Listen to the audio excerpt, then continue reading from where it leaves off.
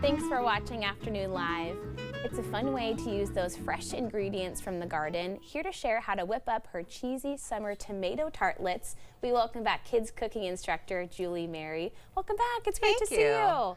I'm glad to bring stuff from my yard so we can make something together. This is so great, and these are like some of my favorite ingredients. I'm so excited. Yeah, this is kind of a triple cheese tomato basil little tartlet, so a nice little bite size. You can tell kids they're like little mini pizzas to get them to try it. Now you're talking cheese, tomatoes, triple cheese, anything. Exactly. I'm gonna go ahead and say yes. Yes. So I use mozzarella, parmesan, and cheddar, but you can mix up the cheeses. Cool. Anything you want. Easy. You feel like grating some cheese? Let's do it. Put me to work. Okay, so what we'll do, we're just doing a smaller version, is about a 1/4 cup of the cheddar and the mozzarella. Okay, on the big grater here? On the big one, yeah. It shouldn't take but just maybe 8 or 10.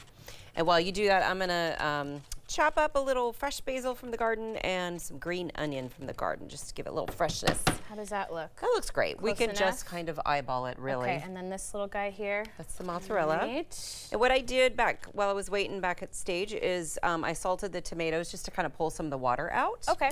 You don't really want soggy tartlets, at least I don't think so. I don't. So that way you get a little bit, you can see this paper, this is my second round of the paper towel, and it's also drenched. So amazing. We got some of the water out. So we've got our fresh salted tomatoes. We got 2 out of 3 of the cheeses. Okay. If you want, you can go ahead and dump those into the tomatoes. And then the Parmesan, I like to do on this little grater for a nice fine grate. Does it go this way? Am I doing this right? Which way? Yeah, you just hold it right over the top. Just do like a tablespoon or 2, so it doesn't have to be very much.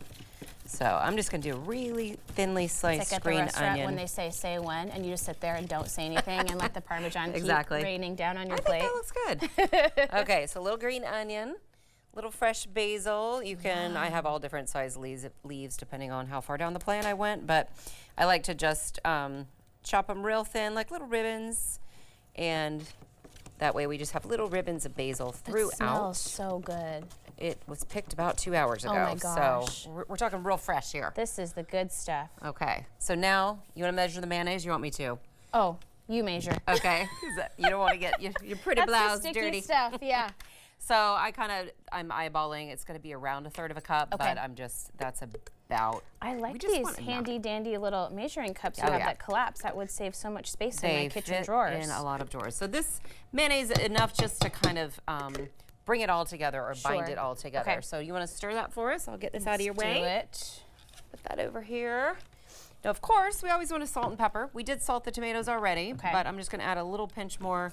And a little black pepper. You can, if you like spicy tomato anything, you can do a little splash of cayenne in there. Ooh, okay. You know, want to do a little, not the big side, Julie. We want to do the little side of pepper. There we go. This is looking gorgeous. And then comes the fun part. Okay.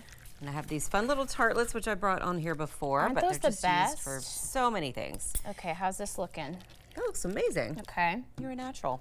So why don't we just pull some of these off of the wrapper, and we'll just grab these little spoons. And once you fill some, is there a technique to getting it perfectly so? You can use 2 spoons, like use the other one, so you don't get dirty. To scrape it in there, perfect. Is that? Am I overfilling? Is this like a cupcake where you don't want to go? You don't want to go too high, but I think a little over the top is fine. What happens is it could just, because of all the cheese, it might just melt over the side. And I had that happen to me earlier today with some of the ones I baked for us to try. And that's okay. Yeah. Because it's still delicious no matter what. Yeah, and these cooked about 15 minutes for me. So that is what I would recommend for most ovens. And then we can try the finished product. Oh my gosh. Get this out of the way. Please. These are the cooked 15 minutes tartlets. Okay, let's see. See what you think. Let me know. The crunch is so good.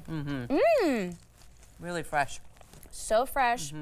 And nice and creamy with the cheese, and just a hint of the mayo, where it's just kind of the binding, but you're not overpowered by it. It's not overpowering. And definitely use a mayonnaise that you like the flavor, because you don't have to add too much of it, but you can add less in the recipe, just as long as it comes together and sticks together. It does make a big difference. The mayonnaise divide is a very big deal. It's a polarizing issue. Yeah.